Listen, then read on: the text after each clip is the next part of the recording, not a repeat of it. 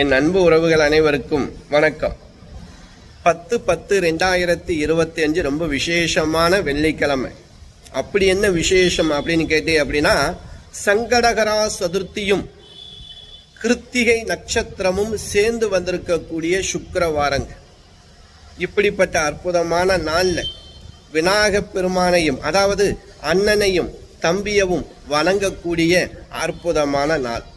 சுக்கிரன் லக்ஷ்மியோடைய கிழமை அப்படின்னு சொல்லப்படுது. தன பிரச்சனை, மங்களகாரிய தடை, குடும்பத்தில் அந்யோன்யமாக இருக்கணும், குடும்ப ஒற்றுமையாக இருக்கணும், இப்படிப்பட்ட விஷயங்கள் தொழிலில் ரொம்ப ரொம்ப நீங்கள் உச்சத்துக்கு வரணும் அப்படின்னாலும் இந்த வெள்ளிக்கிழமையில் வரக்கூடிய வழிபாடுகள் ரொம்ப ரொம்ப சிறப்பு.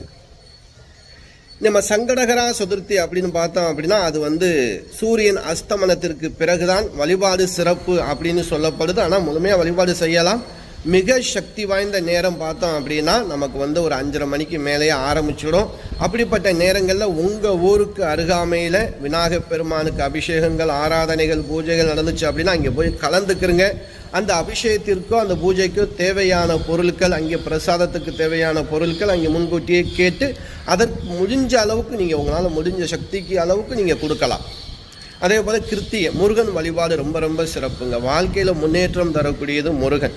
எவ்வளவு பெரிய வினைகளாக இருந்தாலும், கஷ்டங்களாக இருந்தாலும், அதாவது கடைசி நேரத்தில் கூட நம்மளை கைவிடாமல் காப்பாற்றி நிற்கக்கூடிய முருகன். என்ன சோதிப்பார், அவ்வளோதான். சோதனைகள் கொடுக்கக்கூடியதிலும் முதல் அவர் தான்.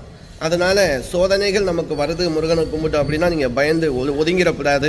வெற்றி கண்டிப்பாக உங்கள் பக்கத்தில் முருகப்பெருமான் நெருங்கி வந்துட்டார், உங்களுக்கு நல்ல விஷயம் நடக்க போகுது அப்படிங்கிறத மட்டும் நீங்கள் தெரிஞ்சுக்கிறீங்க. நல்லது கண்டிப்பாக நடக்கும். இந்த கிருத்திகையில் நீங்கள் செய்ய வேண்டியது என்ன அப்படின்னா, முழு நெல்லி கிடைக்கும். இந்த முழு நெல்லி ஒரு 27 நெல்லி வாங்கிக்கிறங்க. ஏன்னா சுக்கிரனுடைய கிழமையினால முழு நெல்லி வாங்கிட்டு முருகப்பெருமான் முன்னாடி கொடுத்து அதை நிவேதானமாக முருகப்பெருமானுக்கு படிக்க சொல்லுங்கள். அதன் பிறகு அந்த நெல்லியை வரக்கூடிய பக்தர்களுக்கு பிரசாதமாக கொடுங்க. நீங்களும் சாப்பிட்டுக்கிறங்க. இதனால் என்ன ஆகும் அப்படின்னா, தன தோஷம், இந்த முடக்கம் இருக்கு இல்லையா, தன முடக்கம்னு சொல்கிறோம். காசே வர்றது இல்லைங்க, வருமானமே இல்லைங்க, பண பிரச்சனையாகவே இருக்க, கடன், இதெல்லாம் உங்களுக்கு நிவர்த்தி ஆகுங்க.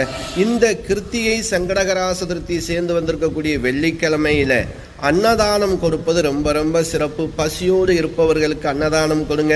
படிக்கக்கூடிய ஏழை குழந்தைகளுக்கு புக்கு, நோட்டு, பேனா, இதுபோல் என்ன தேவையோ நீங்கள் வாங்கி கொடுத்து அந்த குழந்தைகளுடைய சந்தோஷத்தை நீங்கள் பார்த்தாலே போதும். உங்கள் குடும்பம் தலைமுறையாக சந்தோஷமாக இருக்கும். அதே போல் முதியவர்களுக்கு ஏதாவது செருப்பு, உடை வாங்கி கொடுங்க. ரொம்ப ரொம்ப நல்லது.